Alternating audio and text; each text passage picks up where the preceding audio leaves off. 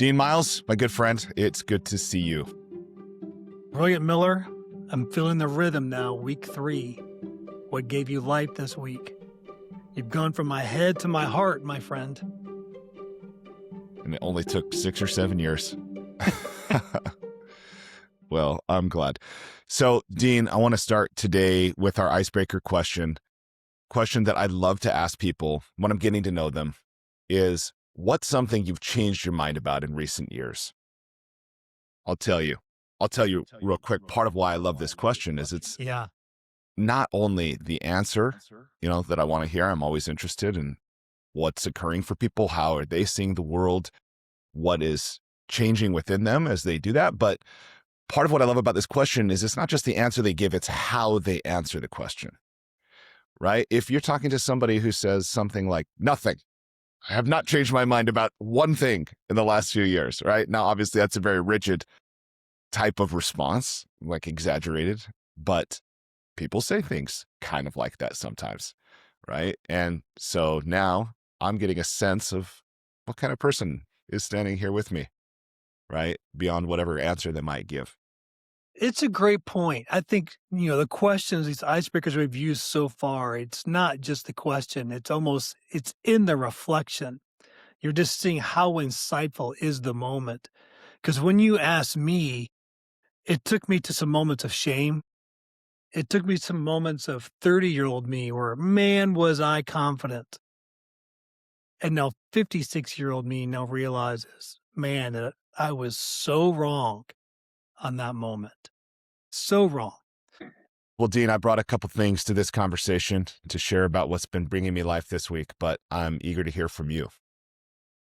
Well, I was supposed to go to Washington, D.C. this last week, and Winter Storm Fern hit. Are the storms so big we're naming winter storms now? I thought this was just hurricanes. Yeah, I didn't realize that either. Yeah, but this one was Fern, F-E-R-N. So we pivoted the location and went to Palm Springs. I've never been to Palm Springs before. Have you been there before? I'm gonna go back, I'll tell you that.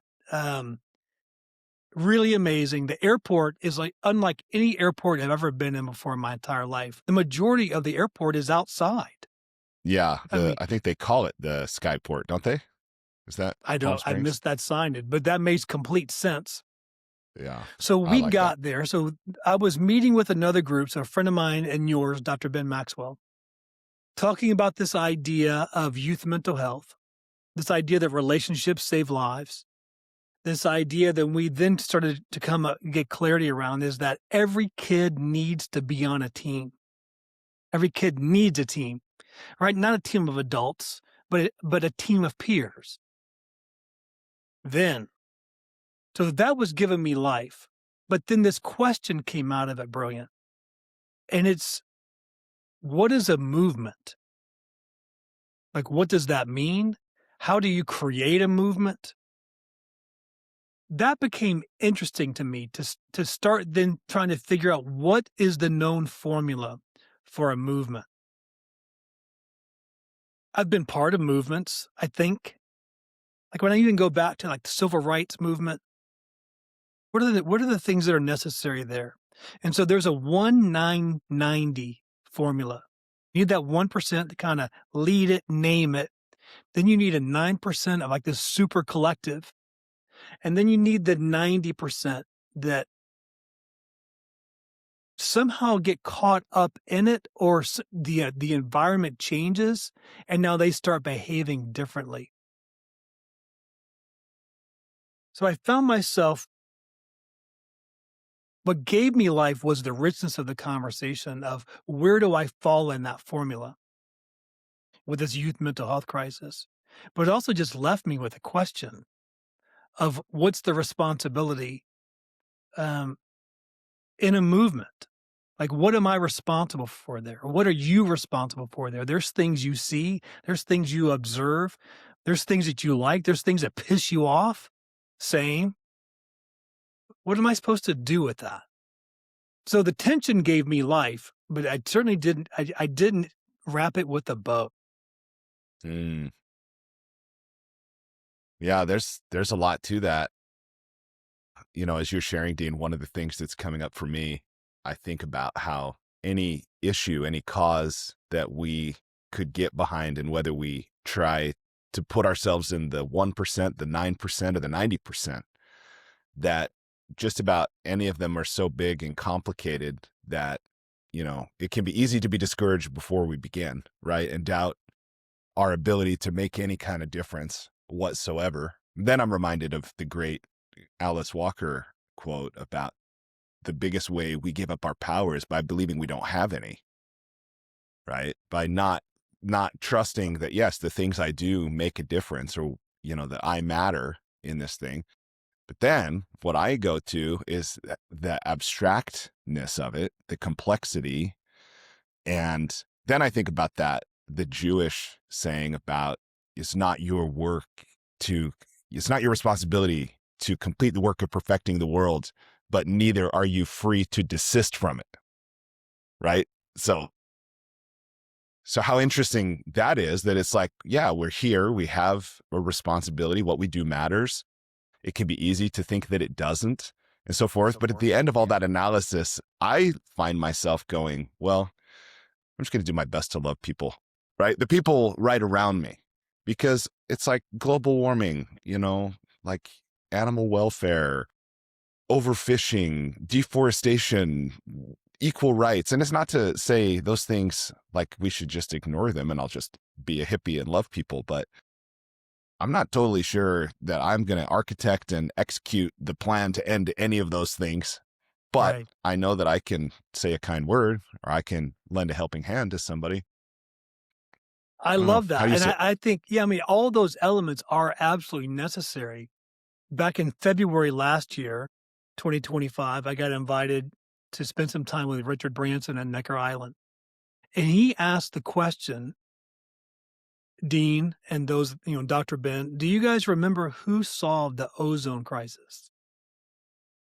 Like, I mean, I remember, acid rain and all those types of conversations. Do you remember all that I, crisis I do language? remember hearing about it. I think I was honestly like in junior high school when I'm like, what's a chlorofluorocarbon? And aerosol sprays and things like that. I remember some of that. I don't remember like one day ozone solved, but I definitely remember the conversation. Yeah, so I feel the same way. I had the same response. I don't know who did it or what group did it. I just know it's not a problem anymore. It ended up being a movement. They followed this 1990. Somebody named it. They found the 9% that brought credibility to it, almost like the Manhattan type project, where it just brought the smartest people. So a clinical spine, a cultural spine, I'm sure like a scientific type spine. And when you brought these things together in the right way, I don't know when it happened or how it happened, but my purchase choices shifted. Sometimes I had choice and sometimes I didn't, but it just kind of did there. But when I think about those that enjoy listening to you and I talk about what gave us life, and sometimes, I mean, what gave us life, it wasn't always wrapped with a bow. Sometimes it just kind of leaves us hanging, and that gives us life, makes us lean into it. But I'm just curious for those that are listening, have you ever found yourself in the 1% where you got to name something? Have you ever been in the 9% where you just were part of adding credibility to something? Or how many times have you been part of the 90% of which your life changes when others go first? Mm, yeah. I like I like that. I like that question, Dean.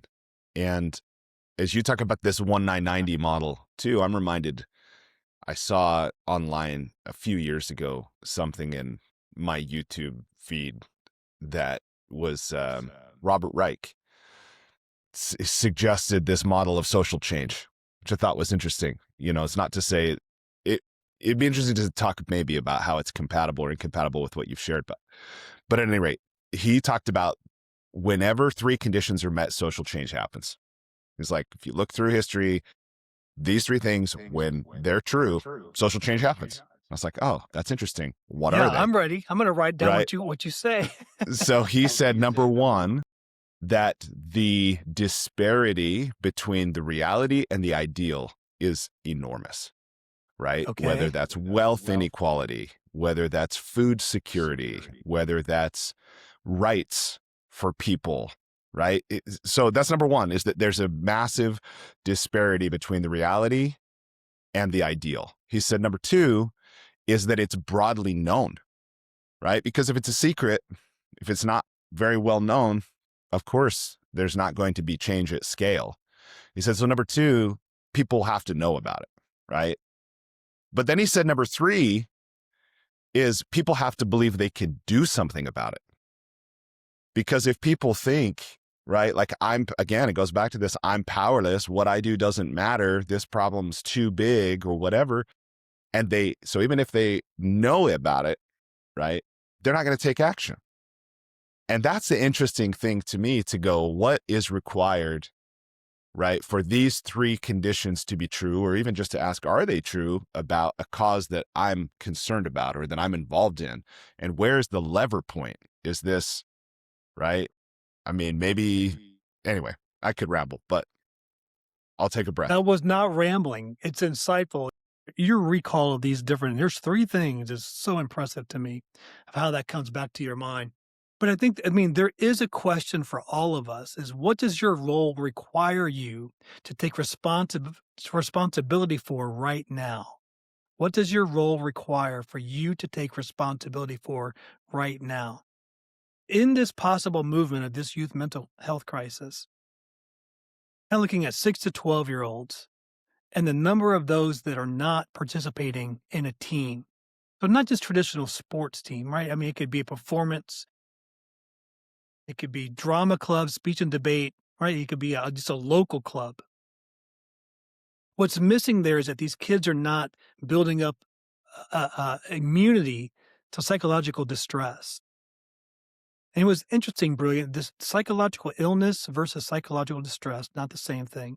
Psychological distress is not a bad thing. Like when a kid goes to daycare and gets that snotty nose, that's really a great sign because they're building immunity for something. What I didn't realize until I was leaned into by a good friend group of what I could actually take responsibility for. So under this corporate social responsibility, my company as well as many other companies are looking for things to participate in. And so they were the youth mental health crisis. That's our future employers, and employees. It's our future customers. And for like any of these social things you just mentioned, animals and climate change, if we lose our youth and next generation, there's no one to take care of those issues. Like this is really a big deal. And so I just missed how I could be part of the 9. I think the majority of my life I've been part of the 90. And there was probably some chances I could have been part of the 9 and just didn't take responsibility for it. I just didn't see how I connected to Yeah. Well, Dan, I think you're making up for it now. it. Not that there's anything to make up for, I think, I right? understand. I understand what you mean by that. Yeah, I've certainly have leaned into this. It's a worthy cause. I mean, it fits what you just said. There's disparity from the ideal, is broadly known, and I think people know, and they're starting to see. Now, what can they go do? So, for instance, there's another organization called Yes Coach, and they're reaching out to the 7 million or so volunteer coaches out there that are just really prepared for the youth that are coming into the sports systems. So they just have good language. So when the mom's nervous and saying, my kid's depressed. No, your kid's not depressed. Your kid's just sad because he missed the goal, right? This is the normal behavior stuff. Or my kid is anxious. Or the coach could say, well, I was watching a kid. I don't know if he's anxious or not, but I think he's nervous. And that's healthy. So some things we're kind of medicalizing, but the coaches are out there and they're really just overwhelmed. So I love that someone named it, Yes Coach, found some 9% to add credibility to it, and now putting all of us as mom and dads that volunteer into sports of how can I get better at this? How do I know what words to use or what words not to use? How do I make sure I don't pretend to be a therapist, right? When I'm out there teaching these kids how to play soccer. Some good stuff out there. I agree. I completely agree. Okay, Well, good. your Well, turn. What in the all world right. gave you life this week? I will share with you that something that I have that's really been bringing me alive is playing the baritone ukulele. So Not expecting you to say this. no, no, I wasn't expecting this either. And I'll give a little bit of a backstory to how I came to own one and what my experience has been like. But in August, I completed the Hoffman process. And during the course of this 5-day intensive program, I realized I want to learn to sing. I've not ever really taken a voice lesson, or I don't even sing in the shower, but Wow. there was one moment where something in me just recognized that that was true for me. So that very weekend when I finished on a Friday, on Saturday I had lunch with a friend, told him a little bit about my experience, including this desire to sing. He said, "My wife is a recording artist. She's a talented singer. She knows a vocal coach."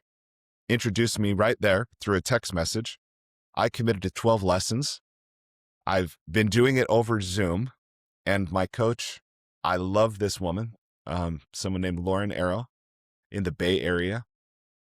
And she, in our very first lesson, suggested that I get a baritone ukulele because it's a 4-string instrument. It's relatively easy to play. She said it will support your voice while you sing. And so I judge myself pretty harshly. I don't feel I'm very good at it, but I love it. I really love to do it. It's one of those things that I can get lost in for an hour at a time pretty easily. And I'm excited to pick up the instrument and sing. I'm happy to strum and sing throughout. And when I'm done, I'm glad that I did it. So I'm just having a lot of fun with it, Dean. I feel like I've told you this before, but in some ways, I feel like I'm having a second childhood. What is this? I'm This looks telling South you, American. we were you and I were meant to have met each other. So this is my ukulele. No way. That is beautiful. And so did this during COVID. Wow. I have felt musical. I love music, but it's one of those things where I have the desire. I lack the ability. Mm, But kind of push through that with COVID. But I do have this question for you, Brilliant. My wife just said this as we were driving in the car yesterday. 70s ballad came on. And by that, I just mean it was just really voice forward. To my wife then said, Dean, if you really think about it, singing is really weird. Like, what is it about taking talking and then shifting it to it's no longer just talking, you're yeah. singing. Go ahead. Well, 100%. And that was something I had not seen until my very first lesson with Lauren. Is that I, as a lover of language, I have loved words and I have loved language for as long as I can remember. And I have seen two modes of use or expression for language. I've seen the written word and the spoken word. And for almost 48 years, it had never occurred to me that the sung word is again different. The sung word is, and it's hard to describe. And you can see I'm getting pretty animated just recalling that experience or thinking about it now. There was something about it, right? Because I love Lauren. She's so encouraging. She's like, it doesn't matter if you think you suck, just go for it. And then she'll give these cues to help me just be less self-conscious and start basically improvising and sharing through singing what's inside me. And this way it felt like, and my mind's going a few directions because part of this I'm reminded of what I've experienced as the power of coaching is that Lauren, or, as a coach, a vocal coach, has created a space and held a space where I can say and do and even be things that I wouldn't be otherwise without her instruction, prompting, witnessing, like all of that. And as she did that, even in the very first lesson, and I sung spontaneously, I had the sense of soaring, right? Like the spoken word and the sung word are different, where the spoken word often seems like a torrent, like a pretty quick river. But singing is like gliding, right? You're slower generally. You have a sense you're above. For me, it was like the sense of being above thought. I could see things in a way that I don't necessarily when I speak.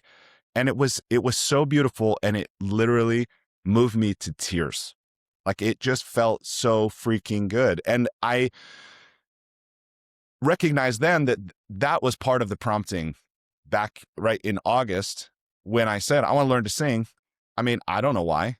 I don't have an aspiration to go tour and perform and like all this, but that I'm really grateful that something inside me recognized that and I followed it. And now sounds kind of dramatic, but it's literally changed my life. Man, I mean, I'm just smiling. Couple questions. Are you making up lyrics or are you singing known song? I'm doing both. Yeah, I'm doing both. So Lauren asked me, what do you want to learn to sing? And so I told her, and she'd do the thing where she'd find the song and get the tablature and then help me kind of learn the strum pattern to sing to that. But also she'll encourage me in some of our sessions to basically again improvise and freestyle and just sing whatever's in my heart or on my mind or whatever. And then I love the last lesson we had. My assignment was to write a song for my wife for Valentine's Day. She's like, write a song. Like, awesome. And then I'm reminded of where, you know, Dan Reynolds with Imagine Dragons, he writes a song, as I understand it, just reading a little bit about him online, he writes a song every single day. And Bono, before he was 18, he was writing songs every day. And imagine he's still is writing. He published or recorded his first song when he was 18. And I just think there's something so powerful to that, even if we suck, right? Or we don't know what we're doing, or we would embarrass ourselves if other people saw or heard, there's just something really beautiful about following that. So that's the long answer to your question. I'm doing both. Either nature, nurture, environment. I mean, whatever is suppressed this, I'm sure not only in you, but certainly for me, where I found some of this in me. So 19-year-old me, sophomore in college, friend walks by. It's the first week of the semester. His name is Russ. And Russ said, Dean, there's a tenor opening. There's a traveling choir at our college, 20 guys, 20 girls. They travel around the US, but they travel globally as well. You should come try out for this. I was like, it's not going to happen, Russ, right? Move on. And he's like, no, hear me out. He's like, you remember this girl? And I'm like, I do. He's like, she's in the choir. I'm like, really? He's like, and you remember this girl? Yes. Also in the choir. And you remember this girl? You're starting to see the pattern here. All of a sudden I found what I needed to go try out for this choir. And I wasn't able to read music, but I can hear pitch. And so Russ says, just sing what I'm singing. Somehow I got in this choir. It was an incredible moment, but something was unlocked in me that I didn't know what was there. So I like your call out, to those that listen to this podcast of not only is it singing, but I just wonder what else is in there in each of us that with the right prompting, with the right coach can be pulled out, or we can Yeah, feel like we're soaring. that's right. The right environment. Right. And I love the saying that there's nothing in an acorn that tells you it's going to be an oak tree. Uh, Right. You can look at it and yeah, we can know that because we've studied and so forth, but you look at it, you'd never think with the right conditions and the right care that this thing is going to, so not, yeah, I think that's really beautiful. And by the way, and I think this is maybe going to be a theme of some of our conversations already about doing things for their own sake, not because they're a means to any kind of end. right. Right. I actually think that's a recipe for a lot of unhappiness when we're trying to decide what to do or what not to do, because anyway, I could get really philosophical about that quick because there's a time and a place for that. I acknowledge. But if we're like constantly analyzing all of our decisions and opportunities through the filter of what it might do for us instead of whether we actually want it. Yeah, yeah, yeah. Well, the word aptitude, so aptitude testing was big in the 40s and 50s, and it really just got a bad rap and then went away. And here in 2025, a friend of mine wrote a book that I'm drawing a blank on the title of that book. I'll put it in the description below and put it in our newsletter. But just trying to bring aptitude testing back. That I think we've been so sanitized that they're just things we've never been even introduced to even see, is there something in me that is drawn towards something? You seem to be have had some opportunities that you've either been given or you've made. I mean, from painting, now music, golf, gaming, right? All kinds of things where you've tried a higher iteration. Any thoughts on aptitude? What does that mean for you? Man, I love this conversation. I definitely think there are things inside us that are seeking expression, right? And that sounds maybe a little philosophical to begin, but right. Okay. So I'd lay it out this way, right? There's things that we want, things that we don't want, things that we're probably ambivalent about. And I think that what happens is we often discount what we want for some reason. So what's an aptitude? Well, how does this relate to an aptitude? I think aptitudes, my suspicion is, without being a research scientist about this or something, is that aptitudes, the things that come naturally to us or that we're inclined towards, they're a perfect match for what we want. Yeah, it was. The screen froze for just a moment. And this reminds me too, Dean, this is a really interesting thing that I've only ever heard about in one place, not aptitudes, but I want to look this up for a moment. I don't know if you're familiar with the work of Todd Rose, I and that don't he think wrote I am. The End of Average, Dark Horse. He's written a bunch of books. He was a professor at Harvard, and he's given some TED Talks, and super thoughtful guy. Todd Rose's concept of micro motives. So Todd Rose argues that human motivation is granular, but he would say things like, is we're thinking about what kind of work we want to do. We might say, oh, I want to work outside, or I want to work with kids or animals or with my hands. And that might be a micromotive, but Todd will say, if you look closer, it's even more fine than that. This can sound weird, but it might be like, I want a job where I touch paper. I want a job where I shape things, right? Like I want a job where I get to, I don't know, do something in morning light. Like it's really interesting to go that granular, right? That's why he calls them micromotives. And so when I hear this conversation about aptitudes, I'm interested in, well, what are the micromotives? And for me, like, and I'd love to hear some of yours as this opens up for you maybe, but I love studio environments. I love purpose-built places. I love the sound dampeners on the wall, the purpose-built lighting, the cables that if you unplug one, like somebody without knowledge is never going to get it to work again. Right. Like I love that. And I'll look inside it and I'm like, what is that about? And I don't know all the reasons, but I love the intentionality, the thoughtfulness. I love the performance. Like this is made for something. This has a result that's intended to be achieved through this thing, and so forth. So I love studio environments. So I know I'm kind of going in a few directions, but what's coming up for you as we talk about aptitude, as we talk about this concept of micromotives?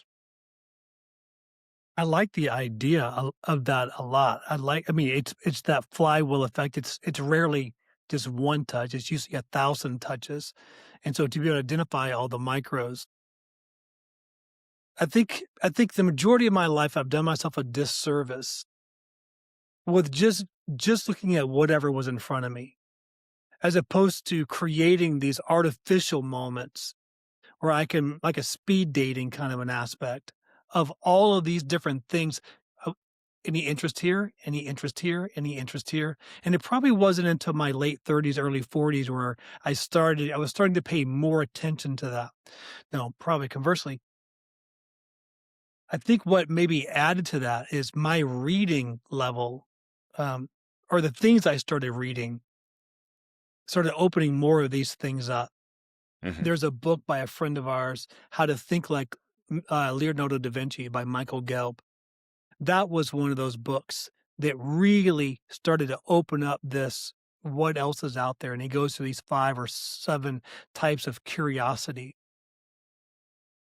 And so when you look at Da Vinci's notebooks, so you could Google that. I think Gates purchased them and then made them Yeah. available, so you could actually go and see what was in them. And the fact that they weren't clean chapters, but on a piece of paper, there might be a new word he heard. There might be a Yep. joke that he leaned into, how hair grows, water erosion, all these things. Curious, curious, curious, feeding his subconscious. So then when he went into a level of trying to now solve something, he had all these things to grasp from. And so Michael in his book talks about, go to Barnes and Noble, let your eyes scan that magazine rack that goes on forever. Stay out of the adult section.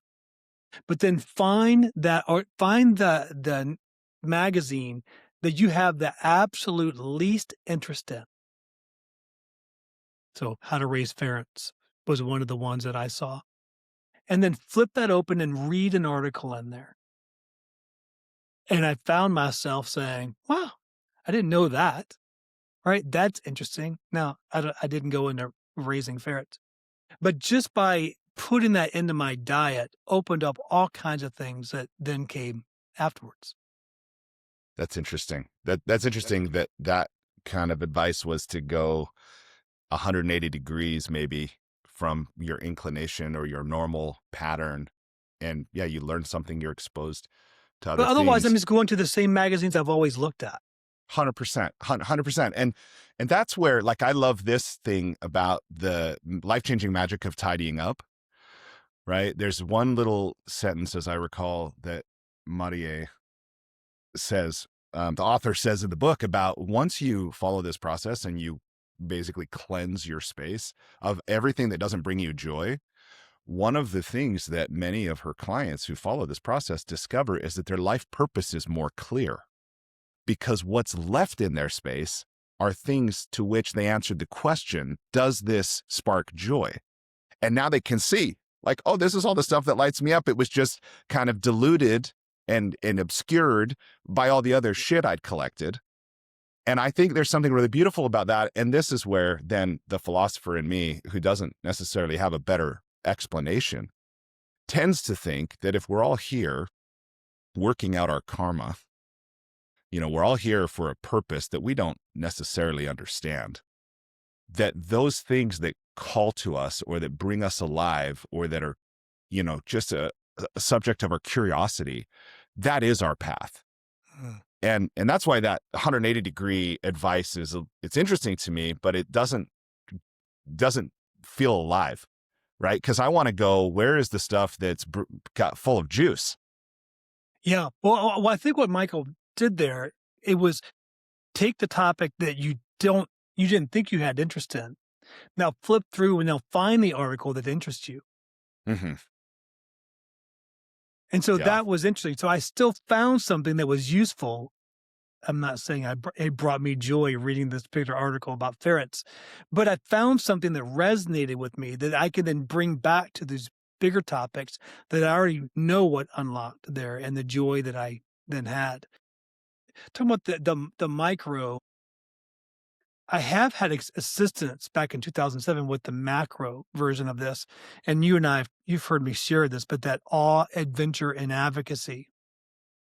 And so by having this broad brush then allows me, if there's adventure there, now I can go super curious in this broad rainbow of choices, this adventure.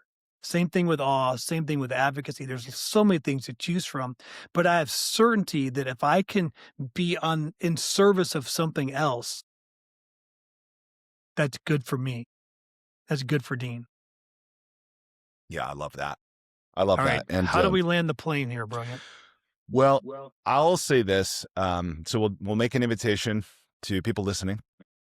Um, I want to share this thought about the playwright Henry Miller's quote about every person is working out his destiny in his own way, and no one can be of any use, of any help, except by being kind, patient, and generous.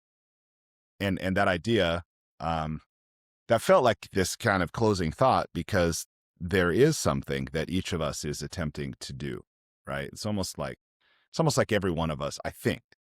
And not everyone. I'm really inside my head right now, Dean, but I know that not everyone agrees with that. And that's fine because it's maybe not true. But one of my experiences of life is it's almost like we've got something stuck inside us, and we will never be at peace until that thing is dislodged, until it's expressed, until it's created, until it's contributed. And that idea that, okay, that's just kind of part of life, part of growth, and it's true for other people too. So by being kind, patient, and generous, and the question I have for people listening, the invitation I have is, what can you do to be still enough or quiet enough or perceptive enough to recognize what the voice inside you is prompting you toward, is suggesting for you, right? Is calling you to. Um, so that's my question: is what can you do to get still enough to actually hear that? Thank you for the invitation. I'm gonna do that. I'm gonna do that today. The house is quiet. No one else is here. I want to go and take on that challenge. Brilliant. It's always a pleasure. And I Thank you, will Dean. talk we'll talk next week. Okay, I'll look forward to it. Thanks.